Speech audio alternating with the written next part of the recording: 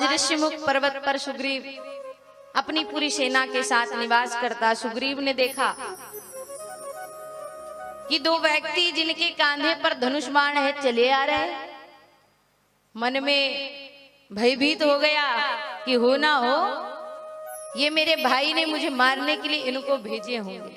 अब मन में भय हुआ तो हनुमान जी से कहा एक काम करो, जाकर के पता तो करो कि ये कौन लोग हैं और इधर किस उद्देश्य से आ रहे हैं। तो बोले अपने स्वरूप में मत जाना। आज हनुमान जी ने विप्र का रूप धारण करके आज हनुमान जी आए प्रभु के समक्ष। आकर के राम जी से पूछ रहे हैं, देखो बड़ा सुंदर प्रसंग है। राम जी से पूछ रहे हैं कि आप कौन हो और इस वन में क्यों विचरण कर रहे हो, आपकी चरण पादुकाएं कहाँ है। अच्छा, राम जी ने जब हनुमान जी को देखा ना तो पहले केवल मुस्कुरा रहे हैं, कुछ कहा ही नहीं।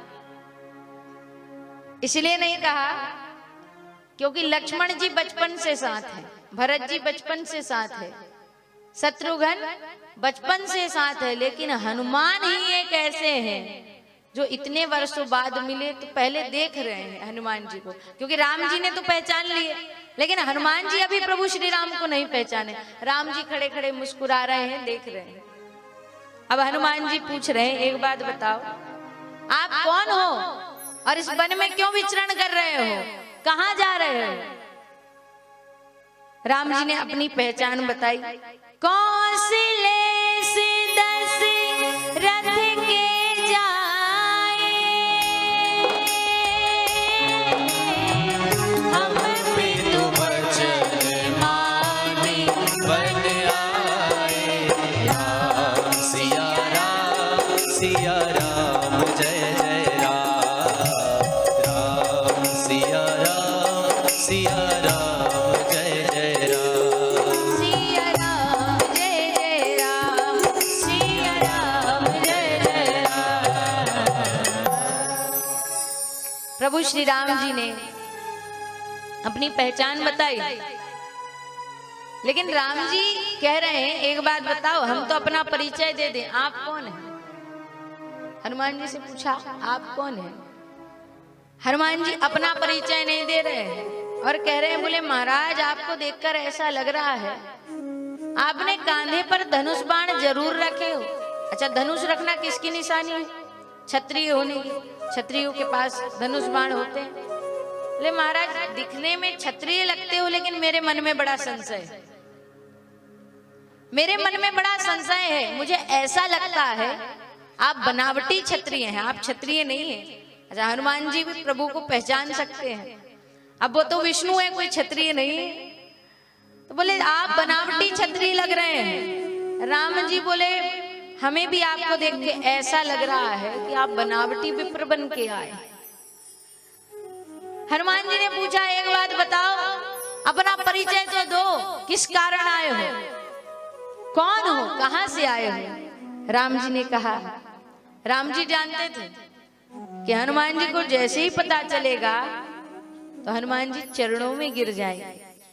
राम जी कहते हैं कि कौशलेश दशरथ के जाए, मैं अयोध्या से चलकर आ रहा हूं, मैं राजा दशरथ माता कौशल्या की संतान हूं, मेरा नाम राम है।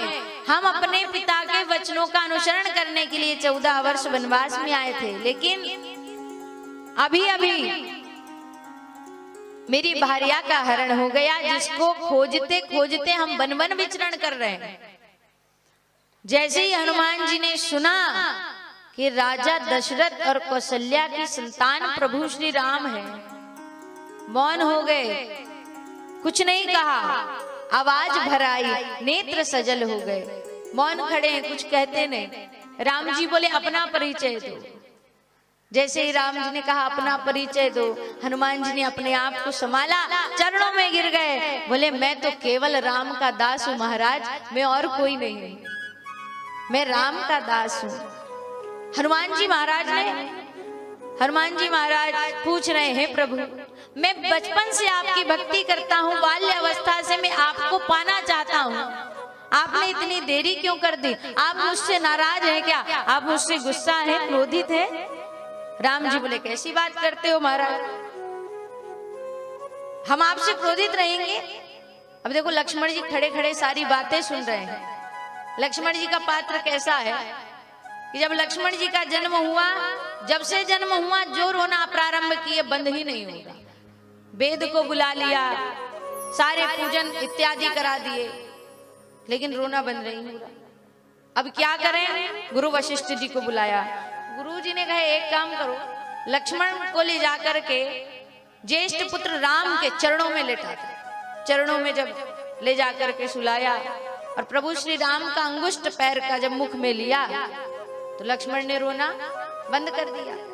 जिसके जीवन का एक ही लक्ष्य है राम, वो लक्ष्मण बगल में खड़े हैं और राम जी कह रहे हैं हनुमान जी से, अरे कैसी बात करते हो, हम आपसे नाराज रहेंगे, क्रोधित रहेंगे?